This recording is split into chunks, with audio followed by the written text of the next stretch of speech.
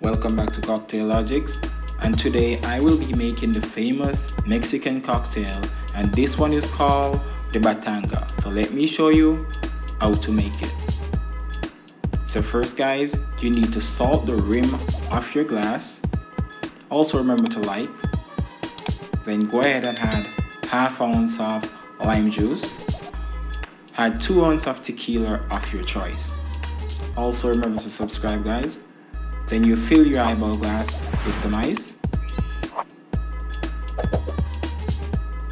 Then go ahead and add Coca-Cola.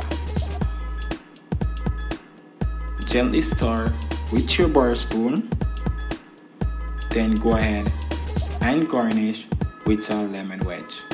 Alright? And here we have it guys, the famous Mexican cocktail, the Batanga. And guys, if you like a drink that will tickle your taste bud, this is the one for you.